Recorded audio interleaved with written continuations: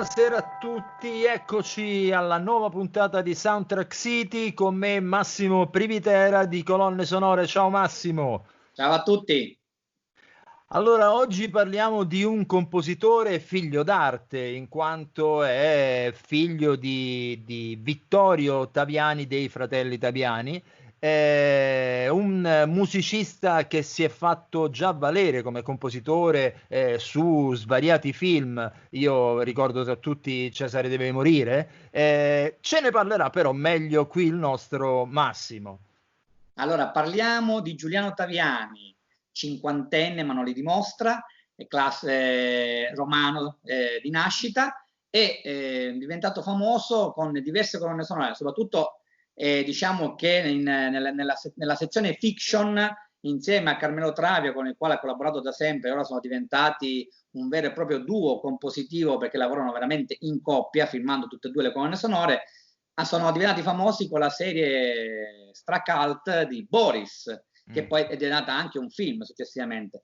Però Giuliano, e mi autocito con una recensione che scrissi su una sua colonna sonora tempo addietro, la sua musica è una ricerca di sonorità estranee, distanti, minimali, rock, ma sempre riconducibili ad un suono ben definito e attento a non tradire il visivo. Ed effettivamente la peculiarità di Giuliano Taviani è una grande orecchiabilità tematica. I suoi temi sono sempre molto in sintonia con l'ascoltatore, con chi li riesce a percepire, e sono molto cantabili. E ha collaborato con tantissimi registi, molto anche con Carlo Vanzina per diversi film, soprattutto degli ultimi del regista Vanzina, ma anche con Francesco Munzi, con Anime Nere nel 2014, film molto bello e con una sonora altrettanto importante. Ma non dimentichiamo che ha collaborato anche con Ferzan Özpetek in Rosso Istanbul, sempre nel 2017, e poi ha realizzato l'ultimo film, ahimè, dello scomparso Mattia Torre, di cui Giuliano ci parlerà, che è quel bellissimo film che si chiama Figli, con Valerio Mastandrea e Paola Cortellesi. È un personaggio molto particolare compositivamente e si riesce a distinguere nel panorama italico per le sue, come dicevo per appunto prima, per la sua grandissima orecchiabilità. Allora, io direi grazie di questo quadro che ci introduce appunto all'intervista con Giuliano Taviani.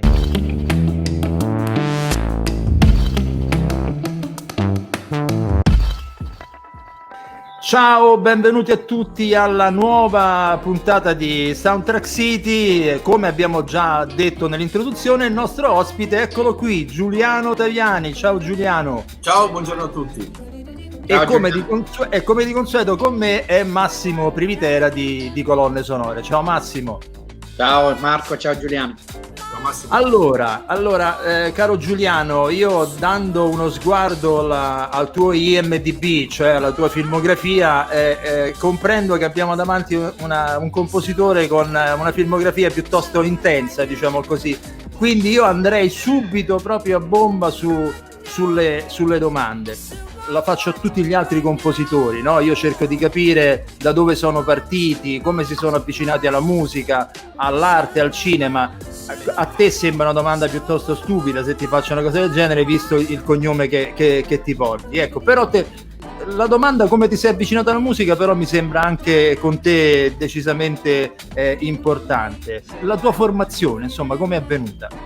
Certo. Allora sì, io nasco in una famiglia, diciamo, dove l'arte la faceva da padrone, nel senso che con un padre regista, un altro zio ancora, ora che ho una sorella anche regista, c'ho un parterre familiare di cinema e questa è stata sicuramente una fortuna da una parte, dall'altra no, nel senso che io ho iniziato poi tardi a fare in verità il musicista proprio perché dovevo capire bene che cosa era la mia pulsione primaria, ecco, che sentivo dentro. All'inizio devo confessare che anch'io pensavo di fare il cinema, di fare addirittura il regista. Scrivevo delle sceneggiature, scrivevo delle storie, immaginavo, c'era al tempo il Super 8, quindi mi ricordo che da piccolo io facevo tutti i calcoli, allora se un rullino costa tot lire, si dice, 3 minuti, allora se faccio un corto, ecco, quindi ho un'adolescenza, un'infanzia segnata da questi pensieri che a un certo punto si sono dissolti, in verità poi non del tutto, visto che comunque un po' il cinema lo bazzico lo stesso, appunto, con l'incontro della musica. La musica in famiglia mia era presentissima, mio padre prima di fare il regista avrebbe voluto fare il pianista, era un bravissimo pianista, mia sorella Francesca suona e insegna il violoncello al conservatorio, mia sorella gemella oltretutto era bravissima al pianoforte, io studiavo un po' di pianoforte, ma diciamo che non era la musica all'inizio, quando ero da piccolo, il mio fuoco primario, ecco, come dicevo. Quando invece sono diventato un po' più grande, cioè quindi 14-15 anni, ho scoperto, anzi 14 anni all'entrata proprio del liceo, ho scoperto una forma nuova di musica che era quella del rock and roll, del punk, dei Clash e altri gruppi. Era una musica, una forma d'arte che nella mia famiglia non c'era mai stata. Ecco, quindi perché parlavo di un fuoco che ardeva? Perché era finalmente una mia scoperta in una famiglia dove di arte se ne aveva parlato sempre, e invece questi Clash oppure i Beatles sì, però voglio dire c'era una scarsissima cultura musicale di rock pop nella mia famiglia, si arrivava veramente fino alle canzonette del primo Novecento e poi basta. E ho iniziato però a scrivere della musica, nel senso che sono stato fortunato, sono entrato al Testaccio quando ero ragazzino alla scuola di musica e lì ho incontrato un maestro di musica elettronica.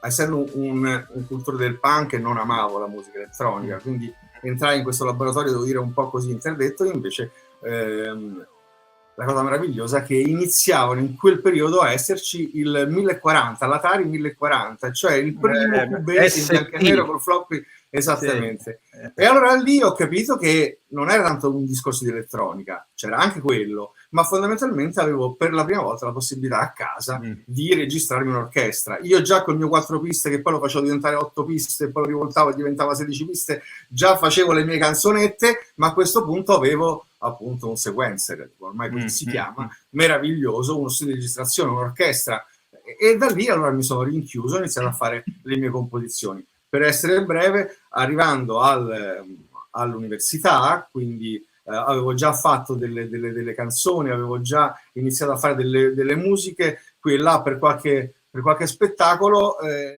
io lì ho capito allora appunto che ok, io il cinema lo amavo profondamente, ma la carica erotica l'avevo sulla musica. Le cose si sono incontrate perché, prendo esempio il cinema di mio padre e mio zio, dove la musica comunque è sempre stata messa molto, molto bene, con intelligenza, e soprattutto composta dai più grandi compositori italiani, da Morricone, Piovani, Macchi. Attraverso la visione di quei film che comunque conoscevo, perché mio padre raccontava la sceneggiatura, poi ci faceva andare al montaggio sul set, ci faceva andare in studio di registrazione. Ecco, quel mondo lì, quando poi il film finiva e lo vedevo, i momenti con la musica erano momenti sublimi, erano l'emozione pura, e io quello volevo fare, ecco. Questo, scusa, accadeva quanti anni avevi? Questo accadeva a 18 anni. A 18 anni. A questo punto, il primo anno di università, lascio l'università e mi iscrivo a composizione all'Aquila, al Conservatorio di Composizione Tradizionale. Appunto i miei trascorsi, diciamo, jazz, orchestrazione jazz, li avevo già alle spalle, e poi chiaramente si continuano a studiare sempre perché non si finisce mai. Tu, se non sbaglio, sei un allievo di Cusatelli, no? Esattamente, Alessandro Cusatelli. Sì. Quindi di pari passo da lì è iniziato il lavoro invece di musicista di una compagnia teatrale, che era la compagnia del Cianti, che era capeggiata, avevamo 19 anni, da Giacomo Ciarrapico, Mattia Torre, e cioè gli autori di Boris, poi dopo arriveremo a parlare. Ma quindi già da ragazzini abbiamo fatto i primi spettacoli e io divenni il musicista della compagnia. Questa cosa ci ha legato sia a livello professionale ovviamente che a livello proprio personale.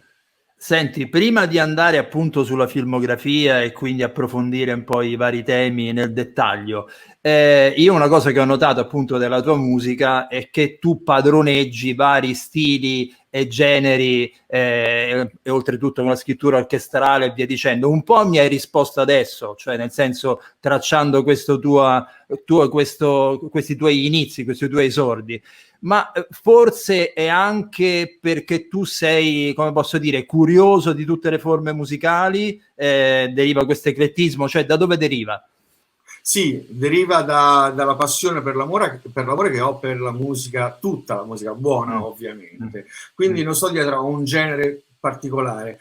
È chiaro che un compositore si deve fare sempre riconoscere, quindi attenzione, uno può diversificare, anzi la sfida che noi compositori di cinema ci poniamo a noi stessi e al mondo è quello che in fondo osiamo dire al regista o al mondo: noi siamo pronti a fare tutto, mi chiedi una techno, una salsa, un tango, qualsiasi cosa, io dovrei saperlo fare. Questa è una bella scommessa, e questo ti porta quindi anche a affrontare a volte dei panorami musicali, dei temi musicali che non avresti mai pensato di cimentarti su quelle cose lì. E questa è una cosa bella del nostro lavoro. Spesso sono i registi che ti spingono verso territori appunto inesplorati. Spesso mi arrivano telefonate o messaggini: ho visto ieri un film e ero sicuro fossero le tue, e poi ho visto che erano le tue, quindi questo mi conforta, nonostante l'eclettismo, ecco. No, ma eclettismo io non lo vedo per forza in chiave, come posso dire, negativa, come una sorta di banderuola, cioè io lo vedo come quasi sì, che fa parte del bagaglio professionale appunto del compositore di musica per immagini, cioè che deve saper spaziare in qualche modo. Senti, io lascio a Massimo Privitera l'onore di iniziare i discorsi sulla sua filmografia dal 99 in avanti, insomma. Dal 99 in avanti, sì, con Gianni Zanassi per A Domani, che poi successivamente divenne nel 2000 un altro film di Zanassi che è Fuori di me, poi Puglieli, tutta la conoscenza del mondo, e Lucio Pellegrini, Ora ma più, film deliziosissimo. Esatto. Comunque ti volevo chiedere, prima di partire con l'esordio del 99, visto che stiamo parlando di stili, qual è secondo te il film della tua carriera che ti rappresenta di più stilisticamente, che tu devi consigliare per capire qual è il tuo stile? E questa è la domanda che faccio sempre a tutti i compositori, rimangono un pochino così basiti perché interdetti. Mi dicono, ma in realtà non è vero, perché poi tutti rappresentano, se ne ce n'è uno o due che ti rappresentano di più e che tu dici: io consiglio questo per capire come scrivo, come compongo. Certo. Allora, probabilmente Anime Nere è quello che mi corrisponde di più, nonostante Anime Nere abbia il film pochissima musica. Francesco Munzi è un regista che un po' teme la musica, la conosce bene, ma proprio perché la conosce ci sta molto attento, a volte troppo secondo me, e lì sono le nostre innumerevoli discussioni che abbiamo avuto durante i film. Quindi nonostante che la durata sia minore o no, comunque ecco, il pezzo Anime Nere e quel mood sonoro di Anime Nere probabilmente è quello che mi riflette più il mio stile e la mia personalità. Sono molto legato, mi fa piacere che appunto l'hai citato, al film, uno dei primi film della mia carriera, che era Ora mai più, appunto. Ci sono degli evidenti richiami come spesso accade, a dei miei punti di riferimento. In quel caso lì ero, come tantissimi compositori della mia generazione, ero rimasto, lo sono ancora, folgorato da Thomas Newman, quindi si sentono un po' quel mondo lì. Quindi se ci sono dei richiami un po' acerbi appunto di personalità, nonostante questo, quel film lì lo tengo dentro il cuore in maniera molto forte e cara. È un film a cui ho creduto molto, è un film che raccontava delle storie che erano quelle di Genova del 2001, la morte di Carlo Giuliani, che io ho vissuto. E infatti quel film è la colonna sonora con la quale ti ho conosciuto. Poi ho scoperto Domani, tutta la colonna sonora del mondo, tra l'altro, di Puglielli. Era una colonna sonora molto particolare, era un po' sullo stile hollywoodiano, tutta una cosa straniante. Tutta la conoscenza del mondo fu un'esperienza fantastica, perché era appunto il mio secondo film.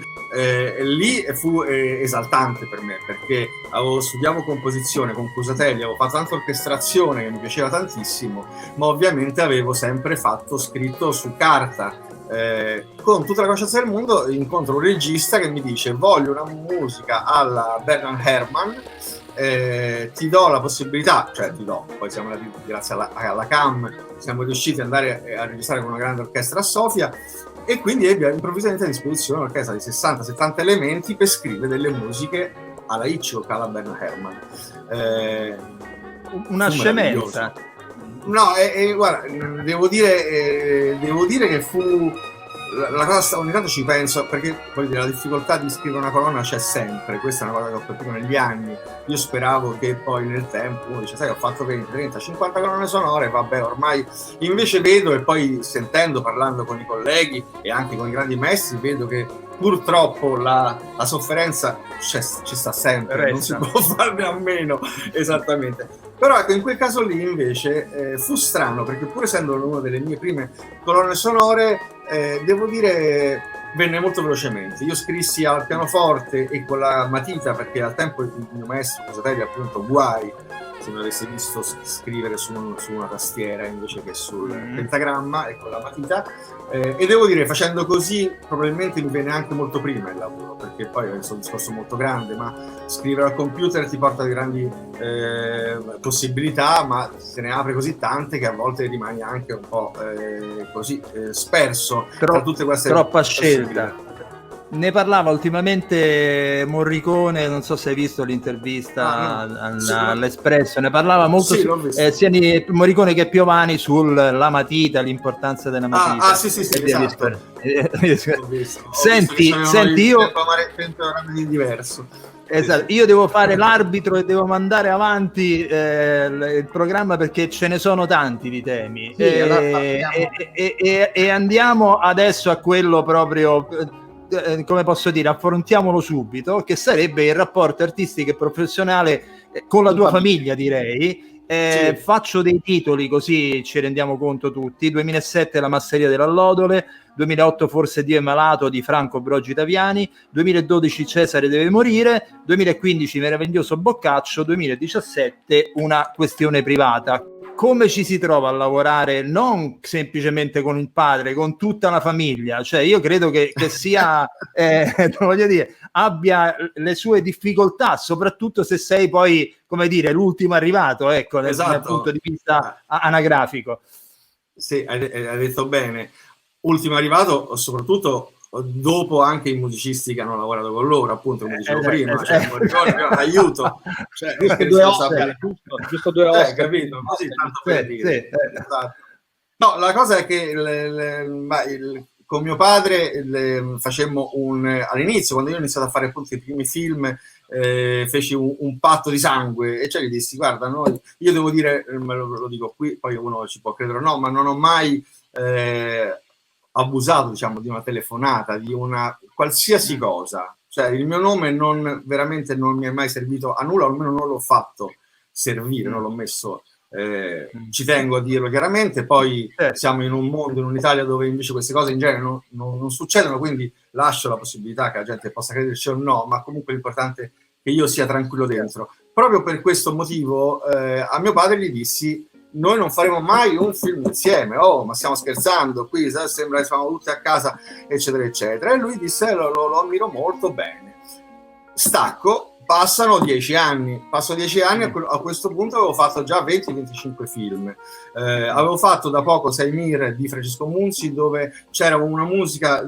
etnica, ma ovviamente alla mia maniera occidentale. Quindi mio padre e mio zio, dovevano fare La masseria dell'allodole, un film, anche questo appunto girato all'estero, in Armenia, parlava del genocidio degli armeni, e quindi loro avevano bisogno di una musica che avesse dei riferimenti con quella cultura musicale lì, ma che non fosse una musica armena, se no avrebbero chiamato chiaramente un armeno. Loro appunto Saimir, questo procedimento avevo fatto in Saimir, gli era piaciuto, l'aveva convinti, e allora a questo punto fu proprio Paolo a chiamarmi e dirmi: guarda, vorremmo proporti questo film. Allora a questo punto parlai con mio padre, il quale mi disse: è vero, avevamo fatto un patto, ma a questo punto sei un musicista che stai lavorando con le tue gambe, ormai affermato è una parola grossa, ma comunque stavo lavorando da 15 anni senza interruzione di sosta, dunque possiamo toglierci questi problemi che abbiamo di nepotismo, perché così non è. a noi ci serve questa tua musica.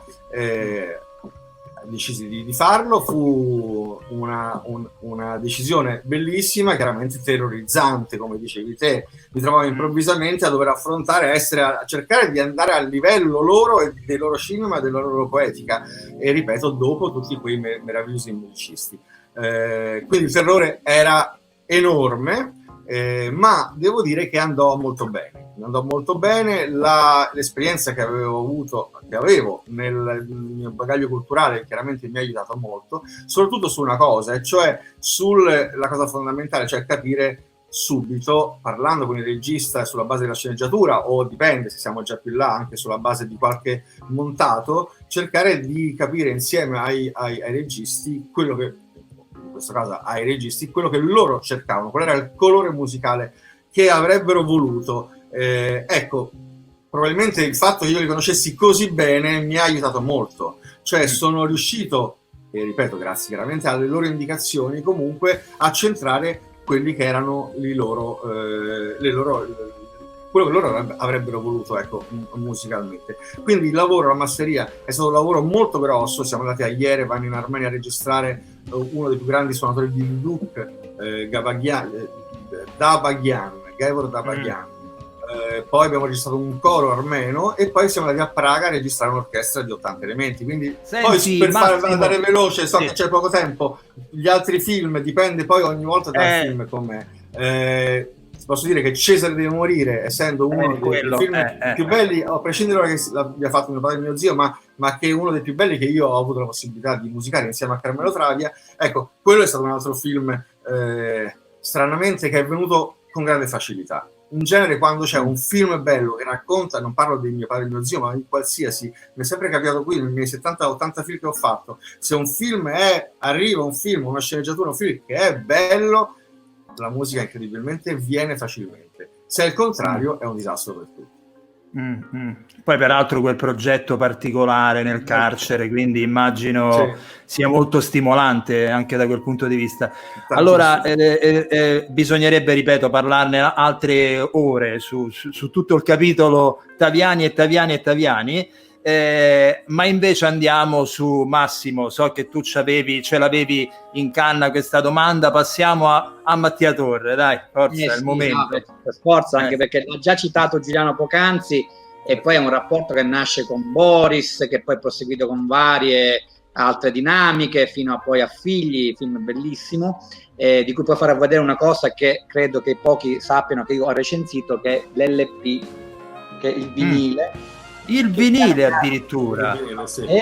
Che tanto Giuliano mi ha anche autografato, ma non si vedrà mai l'autografo. Comunque, vabbè, detto ciò, questa è una cosa proprio mia personale di godimento, da collezionista quale sono, ma a prescindere da questo, come è stato il rapporto con Mattia? Tra l'altro anche con Mattia poi si è sviluppato il tuo sodalizio compositivo con Carmelo Travia, perché un duo compositivo ce ne sono tanti, però non è sempre una cosa facile gestirlo. E poi questo rapporto con Mattia Torre e come si musica una serie drasticamente sarcastica, demenziale, cinica come Boris, che poi è diventato anche un film.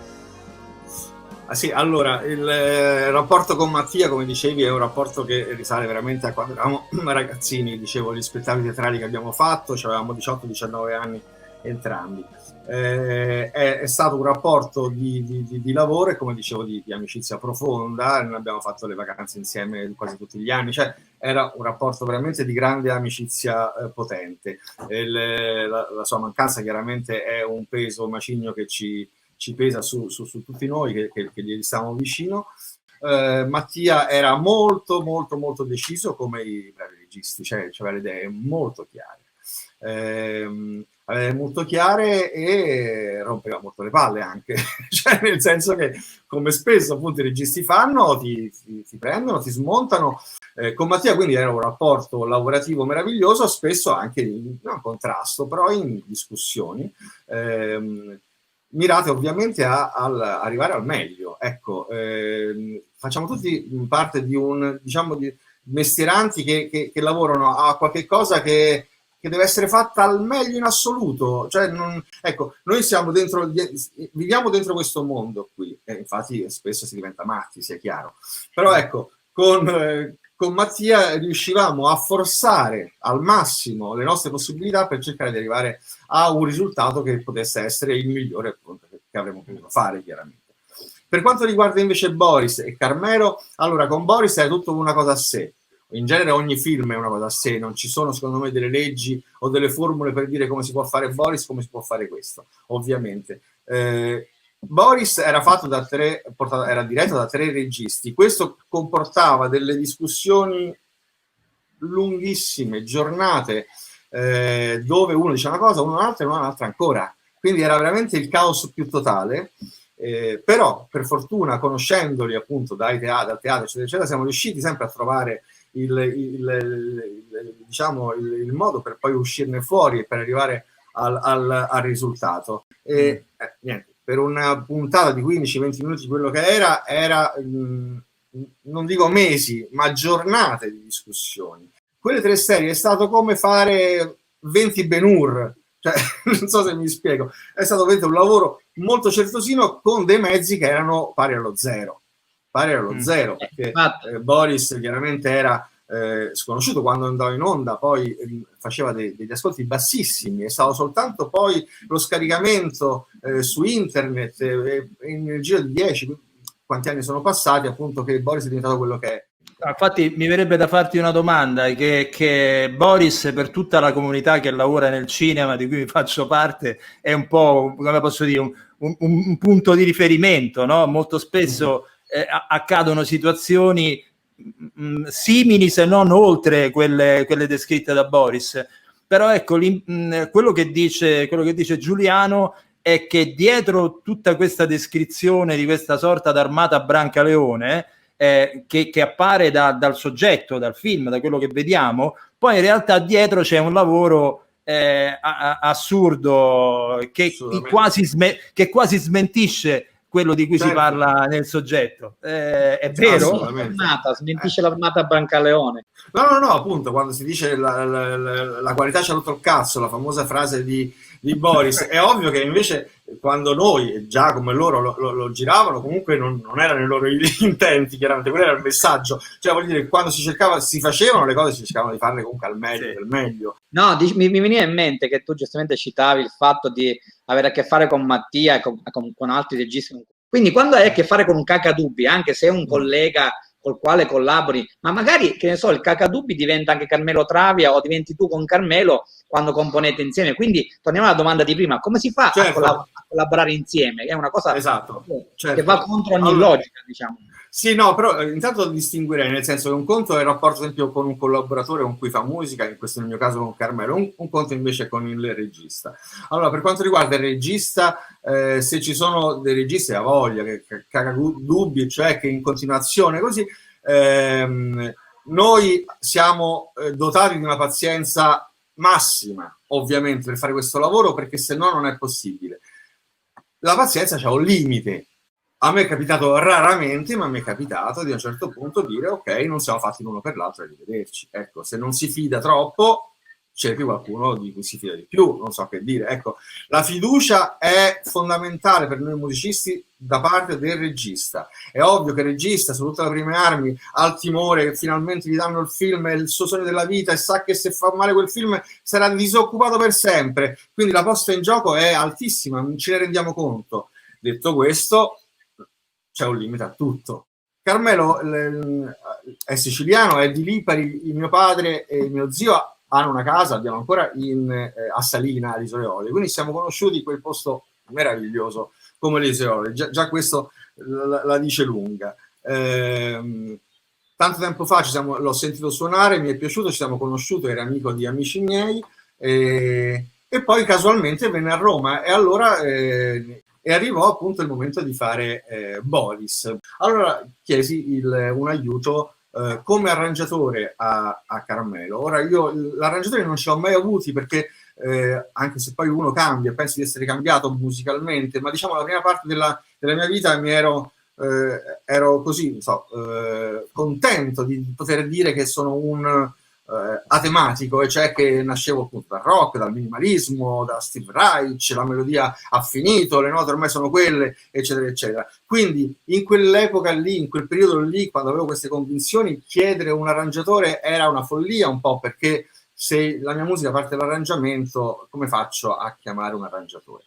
Invece Oswald ci ha portato a cercare delle linee tematiche e quindi ora abbiamo imparato, abbiamo acquisito quest'altro strumento, diciamo, nel nostro bagaglio musicale, quello di fare dei temi e su quello lavorarci.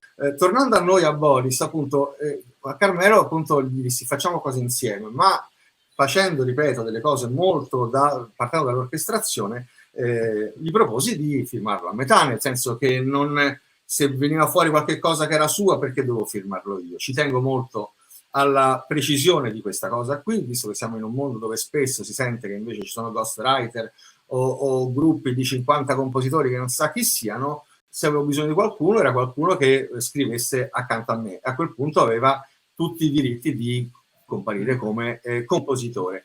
Io e Carmelo, allora Carmelo all'inizio ha fatto qualche cosa di, appunto, mi ha suonato e ha fatto l'arrangiamento di qualche cosa, quindi aveva comunque capito, conosciuto il mio mondo musicale, e lui proveniva invece da un mondo musicale molto differente. Siamo molto differenti, questo chiaramente penso che sia una nostra forza. Lui è un pianista eccellente, è molto veloce, io sono al contrario, sono molto lento. Sono sempre stato restio a suonare in pubblico, mi suono le mie cose da solo, sono più contemplativo, ci metto più tempo. Lui è uno più istintivo. Di fronte alle serie TV, sapete bene, i tempi stretti, eccetera, eccetera, è fondamentale fare gruppo. Appunto, c'è chi lo fa in 10 persone, noi siamo in 2, potrà essere pure diventeremo 4 fra poco. Però ecco, oggi come oggi trovo che le collaborazioni in questo senso siano fondamentali, proprio perché la richiesta sta andando oltre il possibile, cioè quello che ci viene richiesto come tempi, anche come budget, come tutto, è veramente difficilissimo da soddisfare in così poco tempo. Quindi fondamentale allora che ci sia oggi come oggi un gruppo di lavoro, quello sì. Allora io concluderei la filmografia per questioni di tempo. Di Ospetec già hai accennato in qualche modo. Mi mancano due personaggi che fanno parte della tua filmografia, che sono Massimiliano Bruno e Carlo Vanzina. Io direi molto distanti tra loro, ma tutta l'esperienza con Carlo Vanzina, che cosa ti ha lasciato fondamentalmente? Ne ansiamo tantissimo, nel senso che, allora, sarò sincero, provengo appunto, sapete, da una famiglia comunque di cinema d'autore. Diciamo, se avevo scelto di fare il cinema era non per fare il cinema dei Vanzina, tanto per essere chiari, ecco. Mi sbagliavo perché invece appunto lavorandoci ho scoperto invece una professionalità e un mestiere che mi ha, ripeto, insegnato tantissimo, ed secondo me è riuscito a produrre anche delle cose notevoli. Io rimasi interdetto quando mi arrivò la notizia di fare il film dei Vanzina, decisi invece di accettarlo insieme a Carmelo. E ripeto, appunto, tutti quei miei dubbi erano sbagliati, nel senso che ho incontrato due persone straordinarie, due maestri di cinema straordinari, lo ripeto. Arriviamo al primo montaggio ci danno il primo montaggio del film, era Ex Amici come prima, e andiamo in montaggio per proporgli le musiche. È il primo incontro che facciamo con loro. Iniziamo a mettere la musica e il commento di Carlo era velocissimo e dava subito dei commenti dopo 2 secondi di ascolto, e se era negativo era è moscio, non va bene, è moscio, il che veramente mi faceva stare male questo moscio, sentivo questa musica e quindi no, è moscio, no, è moscio.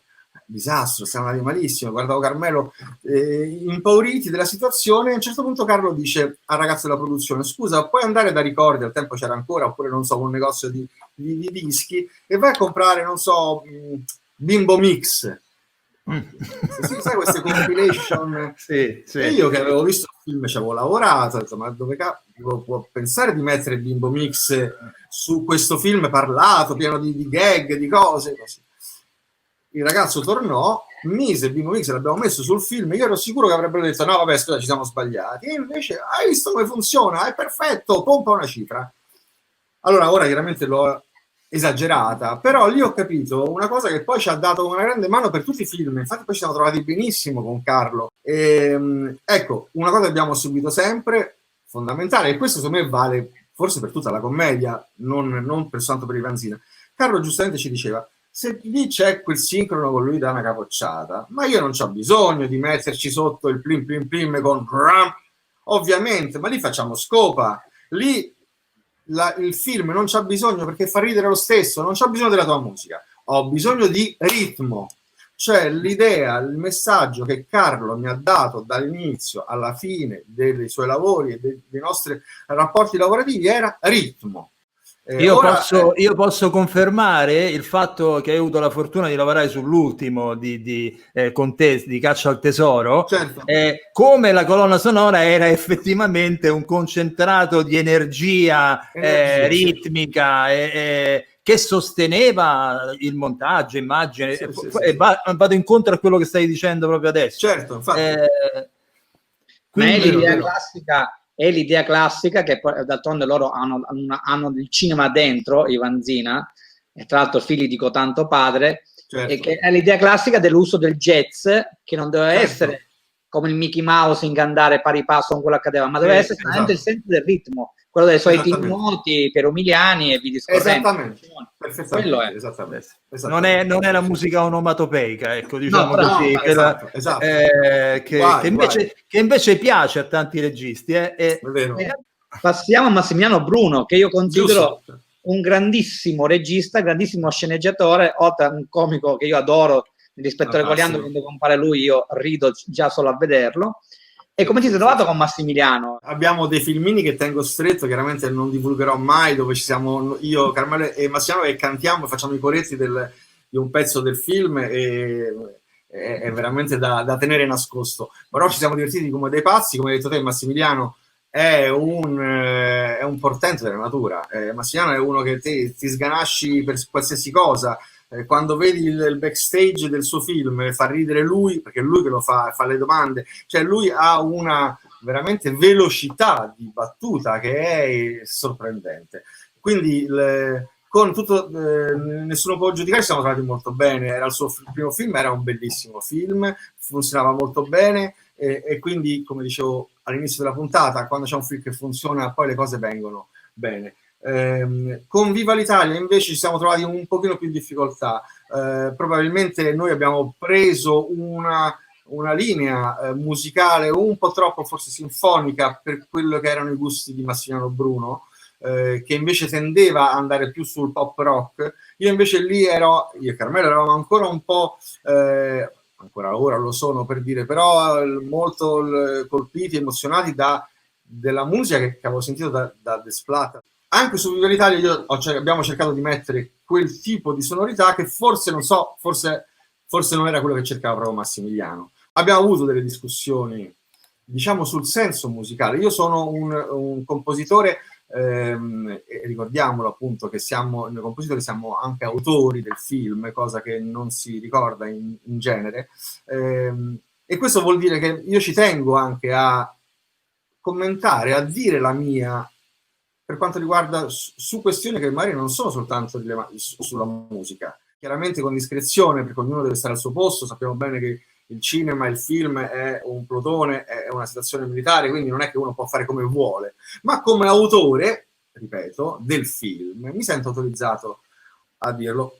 Forse quella volta con Massimiliano mi sono, diciamo, sono andato un po' oltre forse quello che avevo, me ne immagino, perché da lì c'è stato un po' un po' di tensione che forse probabilmente ha portato anche che non lavorassimo più insieme, però questo non lo so. Senti Giuliano, quello che hai detto mi porta naturalmente alle domande finali, che sono una relative appunto al discorso che hai appena fatto, no? Il musicista è un autore, il compositore è un autore, e quindi da qui partono tutta una serie di considerazioni. Secondo te questo decadimento del concetto di paternità dell'opera e quindi di tutela da dove deriva? perché è una cosa che non c'era nel Novecento, è fresca. Quindi le radici, secondo te, da cosa possono essere? Dall'opinione pubblica, dallo sfruttamento, dal digitale? Ma secondo me da un equivoco che si è creato, e cioè quando c'è stato l'avvento appunto dei computer, di internet e quindi la musica in rete, io devo dire la verità, sono stato tra i primi a festeggiare, perché avevo la possibilità di avere tutta, penso anche tutti noi che siamo amanti della musica, avere la possibilità di tutti i negozi di dischi del mondo. Quindi benissimo. Questa è una cosa, e quindi l'equivoco è che la gente può pensare che questa cosa qui, se viene cambiata, vuol dire che non potrà più essere fatta, cioè l'utente non potrà più sentire Spotify, che dovrà pagare. In verità non è così, cioè i ricavi che arrivano da questa musica su internet arrivano nelle tasche dei grandi colossi, che sono appunto Spotify, Amazon, Google, eccetera, eccetera. Quindi l'idea è quella, secondo me, che bisogna redistribuire soltanto quegli introiti che vanno in quelle case lì agli autori. Semplicemente questo. Dico questo perché l'equivoco è che molta gente, appunto, quando era contraria anche alla norma, alla delibera di Strasburgo dell'altro anno, che appunto chiedeva di rivedere il diritto d'autore, e la gente, chi era contro, perché sosteneva volete imbavagliare Facebook, volete farci pagare per sentire la musica. Non è così. Ecco, bisogna ribadire questo concetto. Non è assolutamente nessun imbavagliamento, è cercare di far diminuire ritornare i soldi, diciamo, a chi produce veramente l'opera, almeno quella parte dei soldi, perché se questo non succederà, i contenuti non ci saranno più, o almeno il livello dei contenuti, cioè i contenuti vuol dire la musica, non ci saranno più i dischi, non ci saranno più le colonne sonore. Sono due cose simili ma diverse. Le colonne sonore poi hanno altri problemi in più, che sono i budget, produzioni, eccetera, eccetera. Ma in generale il fatto di che un autore da uno streaming, da un passaggio televisivo, non abbia un rientro di diritti che gli permetta di continuare a lavorare, perché di quello stiamo parlando. Non stiamo parlando di continuare anche di vivere e lavorare. Sono così bassi questi ricavi che uno deve cambiare mestiere. Allora questo cambia tutto, cioè non è che stiamo facendo una lotta per far guadagnare il compositore un po' di più o i Radiohead che guadagnano tantissimo. No, si parla di tutta la filiera che c'è dietro, che è bloccata sia delle colonne sonore che della musica in generale. Se arricchirsi saranno soltanto queste grandi piattaforme, alla fine i contenuti non ci saranno più. Noi che facciamo i contenuti non potremo più farli, dovremo cambiare mestiere. Non è una battuta, è la realtà. Io volevo riportare una tua tabella che deriva da uno studio fatto da un quotidiano inglese, o mi sembra The Independent o The Guardian, non mi ricordo quale, ma è affidabile, per far capire agli utenti, a chi non è addetto ai lavori, che cosa vuol dire questo. Cioè, se per arrivare a una giornata lavorativa al minimo sindacale di un operaio inglese, che potrà essere, facciamo finta, non lo so, 80 euro, la butto lì, bisogna avere 53.562 visualizzazioni al giorno. Questo per farvi rendere conto non a noi addetti ai lavori, ma che cosa è. Cioè, quando il pubblico pensa che che fortuna quel compositore, quel musicista e via dicendo, che passa la sua opera su Netflix o su Spotify, ricordo 53.882 streaming al giorno per poter arrivare a una giornata di lavoro di salario al minimo sindacale di un operaio inglese. Ripeto, sarà 80 euro circa, 100, cose impossibili, lo capite bene. Dico due dati veloci. Un film che io e Carmelo abbiamo fatto l'altro anno, passato su Netflix in più di 180 paesi del mondo, quindi non so quanti milioni di spettatori. L'edizione musicale sapeva che era Netflix, era Sugar, non voleva partecipare, ma siccome era in onore, diciamo, della morte in onore di Carlo Vanzina, che era morto da poco, allora l'abbiamo fatto tutti così, diciamo, d'amore, ecco. Ho visto i risultati di Netflix, i diritti maturati da Netflix in 180 paesi, ripeto, non so quanti milioni. Da dividere, vabbè, io e Carmelo siamo in 2 e quindi cediamo la metà all'edizione musicale. Totale, quindi diviso per 4, sarebbe totale 74 euro. Quindi vuol dire io mi guadagno 20 euro per aver lavorato gratis a un film che mi ha impegnato 3-4 mesi. Il budget del film noi l'abbiamo messo per l'orchestra, perché siamo musicisti che usano l'orchestra, ma non perché sia un vanto, perché facciamo in questa maniera. Poi, per carità, chi usa le tastiere ben venga, ognuno può fare come gli pare. Per quanto mi riguarda, e così Carlo mi aveva chiesto ed era abituato, io utilizzo un'orchestra vera e dei musicisti veri. Poi c'è anche delle cose chiaramente sinte, per carità, però il grande fatto dell'orchestra vera, per avere un'orchestra vera, chiaramente i soldi del budget sono andati via subito. Quindi noi abbiamo lavorato gratis pensando di rientrare e siamo rientrati di 24 euro. Non voglio immaginare cosa stia pensando ora la Sugar, o almeno lo so già cosa starà pensando. Abbiamo chiuso di fare l'edizione musicale dei film. Ecco, questa cosa qui, ripeto che la vorrei chiudere qui, perché diciamo che solo questo è solo un breve trailer. Io ci tengo particolarmente che questa cosa, più che, ripeto, noi addetti ai lavori, la conoscano gli altri, l'opinione pubblica, perché temo che sia completamente sconosciuto questo fatto. In un momento in cui il cinema e la televisione e lo spettacolo in generale, come adesso, è bloccato fino chissà quando per questioni di pandemia, penso che il mercato digitale potrebbe essere un'opportunità, ma a questi livelli non è neanche un'opportunità, non è nulla. Allora, Giuliano, io ti ringrazio di questa, io spero che ci saranno altre possibilità di coinvolgerti, questa del copyright sicuro al 100%. Io ti farei la domanda che faccio finale sempre, e cioè, a bruciapelo, noi siamo collegati anche a una rubrica radiofonica che si chiama Classic Rock, che va su più di 120 emittenti nazionali. Io ti chiedo, dimmi una canzone originale, una movie song che non hai composto te, della storia del cinema, che ti è rimasta particolarmente dentro, attaccata. Sono tante di movie song, quindi una canzone. Una canzone che ha a che fare con il cinema, anche serie televisive, non necessariamente del periodo. Guarda, vado sui classici. Varie canzoni di Jesus Christ Superstar, che è un musical che per me è stato fondamentale per la mia esperienza proprio di ascoltatore da adolescente, e poi il pezzo La tarantella di Morricone nel film di Mio padre e mio zio a Los Anfang. Quella scena lì, rapporto musica e immagini, secondo me è tra le più alte della storia del cinema. E